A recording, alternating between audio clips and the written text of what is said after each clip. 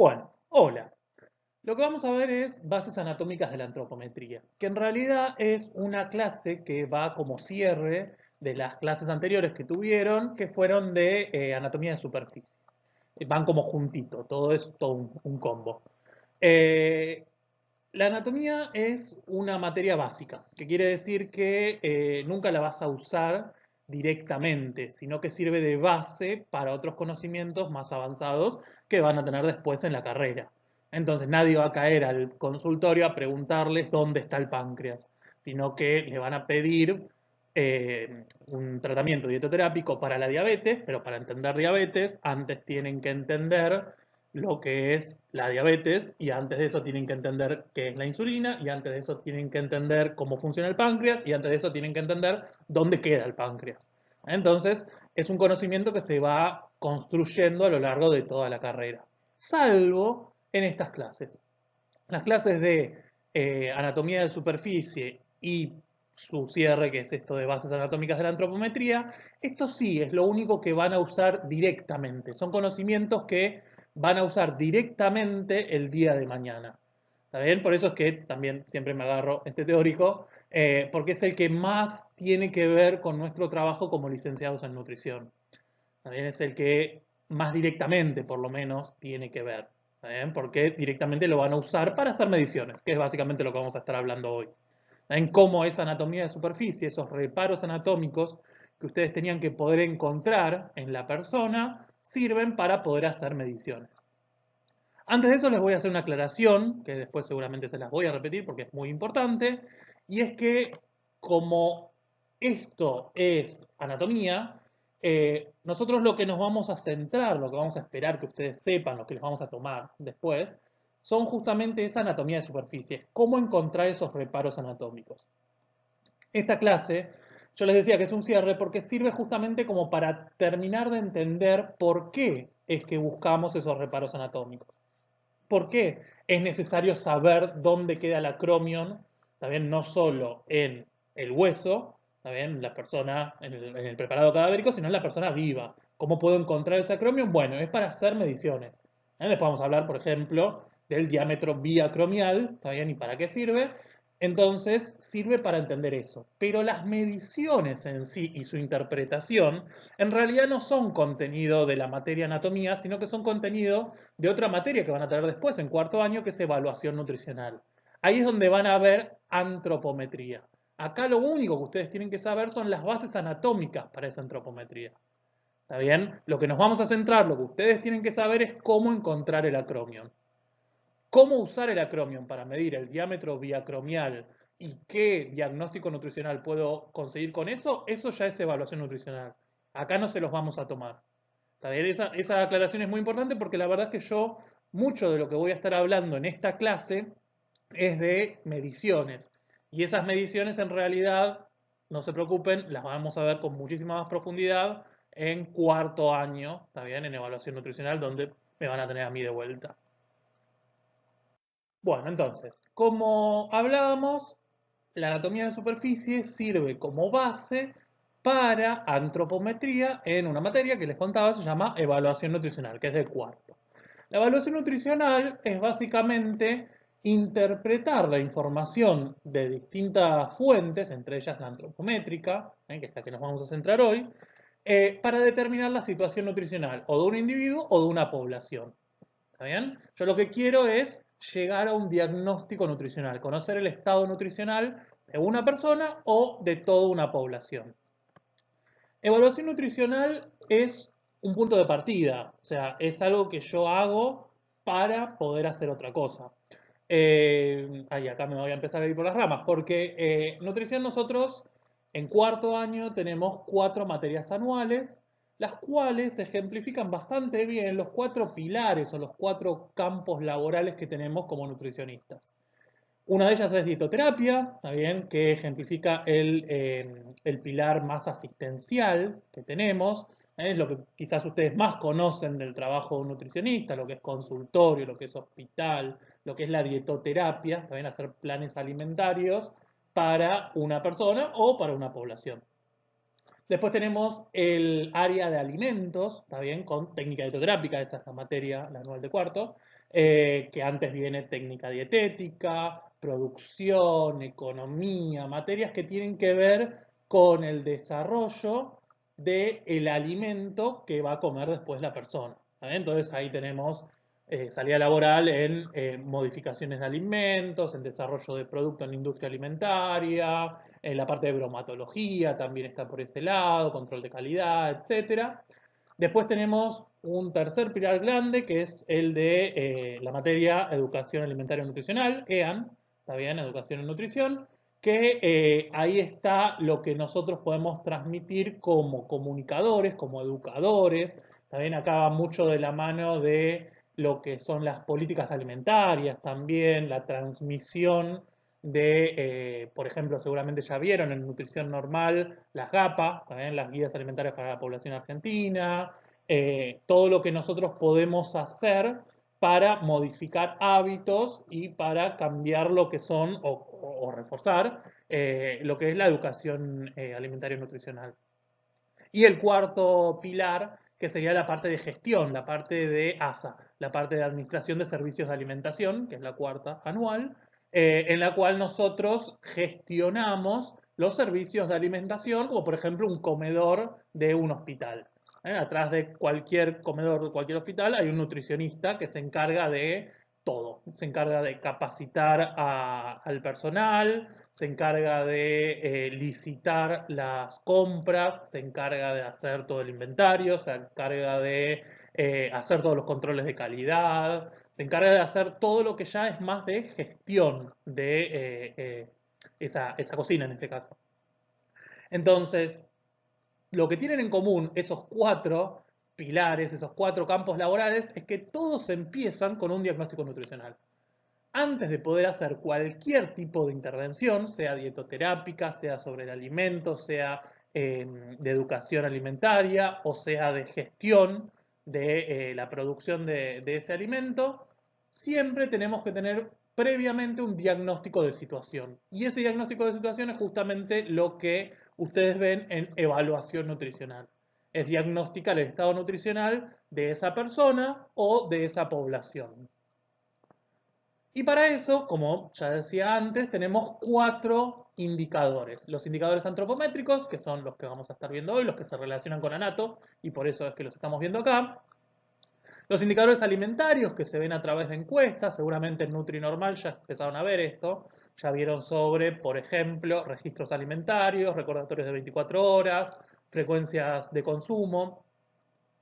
Los indicadores bioquímicos, como por ejemplo la glucemia, que me hablan del estado nutricional también de la persona, y los indicadores clínicos, también los signos que puedo encontrar en el paciente que me indican alguna alteración de su estado nutricional. La antropometría entonces es el que nos vamos a estar centrando hoy. La antropometría es la medición de cualquier segmento corporal en una persona. En cualquier medición que yo haga sobre el cuerpo de la persona, eso es antropometría. Entonces el peso es antropometría, la talla, los diámetros, los perímetros, los pliegues, todo eso es antropometría. Y a través de eso puedo llegar a un diagnóstico nutricional, como les contaba. ¿Está bien? Esa es la idea detrás de todo esto. Para poder medir a una persona, tengo que saber dónde medirla. Y saber dónde medirla, eso es anatomía de superficie. La antropometría es un método incruento, es decir, que no necesito, por ejemplo, pinchar a la persona, como en algunos métodos bioquímicos, para obtener mi diagnóstico. Es de bajo costo, que implica que yo lo puedo hacer en un consultorio, por ejemplo. No necesito un laboratorio atrás para evaluar las muestras ni nada. Me permite tanto hacer un diagnóstico nutricional antes, como evaluar el impacto de la intervención que puedo hacer. Entonces, antes de hacer la intervención, yo necesito el diagnóstico, pero después hago otra evaluación para ver si realmente funcionó lo que hice. Y estas son las condiciones que generalmente se dice: es inocuo, ¿está bien? Justamente no tengo que lastimar a la persona, es factible, es de bajo costo operativo, que quiere decir que lo puedo realizar en algún lugar como un consultorio, porque no me implica un costo demasiado grande, y es reproducible. Esta reproducibilidad es muy importante para poder confiar en los resultados. Esto implica que si yo mido a una persona y después otro licenciado en nutrición viene y mide a esa misma persona, le tendría que dar lo mismo o bastante parecido dentro de un margen tolerable de error. ¿Está bien? Que también eso se estudia, ya lo vamos a ver después en evaluación nutricional. Los métodos de valoración antropométrica, la antropometría se divide en la antropometría clásica, que es todas las mediciones que a ustedes se les puedan ocurrir, peso, talla, diámetros, perímetros, pliegues, ahora vamos a ver algunos de los más comunes, o se puede utilizar métodos sistemáticos, ¿está bien? Que tienen muchas mediciones, estas mismas mediciones y más, pero muchas, en distintos lugares del cuerpo, para a través de todo eso y a través de cálculos obtener una composición corporal, fraccionar al cuerpo en distintos componentes y de esa manera poder distinguir del peso total qué componente, qué fracción de ese peso total le corresponde al músculo, a la grasa, a la masa visceral, a la masa residual, a la masa esquelética, y de esa forma obtener un diagnóstico muchísimo más confiable, muchísimo más específico. La antropometría clásica, algunos de las mediciones que más se utilizan son el peso, como ya saben, la talla, que la talla se puede tomar directamente en la persona parada o acostada, o indirectamente, como por ejemplo midiendo la altura desde la planta del pie hasta la rodilla. Yo puedo estimar, calcular a través de fórmulas, cuánto sería la talla de la persona si estuviera parada. Eso obviamente lo hago en pacientes que no pueden pararse, ¿está bien? En geriátrico, por ejemplo, lo van a usar seguramente. Diámetros como el del húmero, perímetros como el de la muñeca o el del brazo, pliegues como el tricipital, el subescapular, el bicipital, el suprailíaco, etcétera, ya vamos a ver. Entonces, todo esto es antropometría y muchos más que ahora vamos a ir viendo. Porque ahora lo que vamos a empezar a ver es justamente estas mediciones y cómo se relacionan con esos reparos anatómicos que vieron en anatomía de superficie. Que de nuevo, y por última vez, eso es lo importante, eso es lo que tienen que saber para anatomía, los reparos anatómicos y cómo encontrarlos. ¿Está bien? Cómo se usan en las técnicas de medición, eso ya es parte de evaluación nutricional. El primero de todos, el más fácil de todos o el más común, por lo menos, de todas las mediciones que van a hacer, es el peso. Para hacer el peso se utiliza un instrumento llamado balanza. Las balanzas pueden ser mecánicas o digitales. Esta es una mecánica. ¿Saben? Seguramente alguna vez se pesaron en una de estas. Tiene estos pesos, tiene la graduación y tiene esta parte que se llama fiel. Básicamente, cuando la persona se para en la superficie de la balanza, se mueven estos dos pesos, este más grande para las decenas y este más chiquito para las unidades, hasta que el fiel de la balanza se alinea perfectamente con la marca, ¿saben? Que tiene la misma balanza. Cuando eso ocurre, el sistema de poleas que tiene la balanza mecánica entra en equilibrio entre la persona, el peso de la persona y estos pesos de acá. Entonces podemos tomar la medición. También existen las balanzas digitales. ¿Está bien? No me voy a meter demasiado en esto, pero la gran ventaja de las balanzas digitales es que la lectura es directa, no hay que mover ninguna pesa, no hay que fijarse que se alinee nada, ni nada por el estilo, pero la gran desventaja es que la calibración es un poco más difícil, hay que mandarlas al service si se descalibran. En cambio, las otras no, las balanzas mecánicas tienen un tornillito que permite calibrarlas manualmente. Eso es algo que generalmente uno hace todos los días, todas las mañanas cuando llega al consultorio con una pesa patrón, una pesa de un peso conocido, se fija que la balanza esté calibrada y la recalibra para que siga midiendo bien. Existen otras balanzas como la balanza para cama, ¿está bien? Ven acá que tiene 4 sensores que se colocan abajo de las patas de la cama y lo que hacen es pesar obviamente a esa cama con el paciente. Previamente a eso ya se tienen los pesos de todas de las camas de la sala, será terapia intensiva, terapia intermedia, de lo que sea donde se use, con la ropa de cama, con todo, salvo el paciente, obviamente, y por la diferencia entre la cama vacía y la cama con el paciente, se puede pesar a la persona sin tener que moverla, sin tener que pedirle que se pare, ni nada. Esta es la técnica, también, que es bastante fácil. La persona se para erguida en la superficie de la balanza, en la plataforma, y se van, como les contaba antes, corriendo los pesos hasta lograr el equilibrio. La segunda de las mediciones más comunes es la talla. Para eso se utiliza este instrumento llamado altímetro de pared, que va amurado a la pared a exactamente 2 metros, generalmente es a 2 metros, podría variar eso, y es básicamente una cinta métrica que mide para atrás. Entonces, cuando está completamente enrollada acá, dice 2 metros. Cuando la desenrollo hasta el piso, dice 0. En este caso, por ejemplo, esta chica, cuando la voy desenrollando hasta esta altura, dice, como se ve ahí, 135 centímetros. 1,35 m.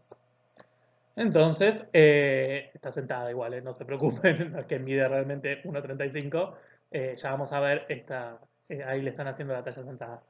Pero básicamente lo que mide es esa altura, esa distancia desde el piso, que sería el 0, hasta donde sea que estamos midiendo. Para hacer la talla, la técnica de medición correcta es poniendo a la persona en plano de Frankfurt. El plano de Frankfurt es cuando el borde inferior de la órbita del hueso malar o cigomático y el trago, que es este cartílago más anterior en el pabellón auricular, justo adelante del meato auditivo externo, están alineados en una horizontal, en una línea paralela al piso. Cuando esos dos están a la misma altura, entonces digo que está en plano de Frankfurt, que es importante porque cuando la persona está en plano de Frankfurt, el vértex alcanza su máxima altura, se transforma en el punto más alto de la cabeza. ¿Bien? Y ahí es donde se toma la medición. Acá está, fíjense. Ven cómo el trago y el borde inferior de la órbita están alineados y por lo tanto tomo la medición bajo el altímetro de pared hasta el vértex. Fíjense que acá se ve bien que la persona no está mirando hacia adelante, hacia el horizonte, sino que está mirando levemente hacia abajo. Si ustedes se fijan, en ustedes mismos, van a ver que cuando yo coloco la cabeza en plano de Frankfurt, miro levemente hacia abajo y ahí es cuando el vértex alcanza su máxima altura. Si yo levanto un poquito más la cabeza y miro derecho, miro hacia adelante, entonces el vértex baja un poquito. Justamente tiene que estar en plano de Frankfurt para que el vértex sea lo más alto de la cabeza y ahí se toma la medición. ¿Bien? Generalmente la gente tiende a tirar la cabeza hacia atrás, también pensando que así va a ganar unos centímetros, va a medir un poco más, y sin embargo no. En realidad, justamente cuando mira levemente hacia abajo, cuando está en plano de Frankfurt, es cuando es más alta. Acá está la técnica, fíjense, los talones contra la pared, ¿bien? Y la cabeza en plano de Frankfurt, se baja el altímetro de pared hasta que su superficie horizontal reposa, ¿está bien? Toca el vértex y ahí se toma la medición, que como se veía en la otra imagen anterior, es directa. Y la otra, que es la de 135, ¿está bien? Es la de la talla sentada, ¿está bien? Que es muy parecida, nada más que se utiliza un banquito. Un banquito que el único requisito es que sea de una altura conocida. Generalmente se utilizan para esto bancos de exactamente 50 centímetros, porque lo que vamos a estar midiendo con la talla sentada es la altura del tronco. Básicamente, la altura que habíamos dicho del tallímetro es desde el piso, que era el 0, hasta acá. Que en esta chica, como veíamos en la imagen anterior, era 135. ¿Está bien? Pero de esos 135, 50 centímetros son del banquito. Entonces el resto, que son 85 centímetros, es la altura del tronco. Esto me permite diferenciar en la altura total cuánto es la altura de los miembros inferiores y cuánto es la altura del tronco. Esto va a ser muy importante después cuando veamos el tema de las fórmulas y los cálculos para determinar la masa visceral. ¿Está bien? Porque en la parte de los miembros inferiores, en el tren inferior, no hay vísceras, pero en el tronco sí. Entonces no es lo mismo tener la misma altura, pero con más altura de tronco y menos de tren inferior, o al revés, tener unos miembros inferiores más largos, pero un tronco más cortito. Entonces, me permite diferenciar esto.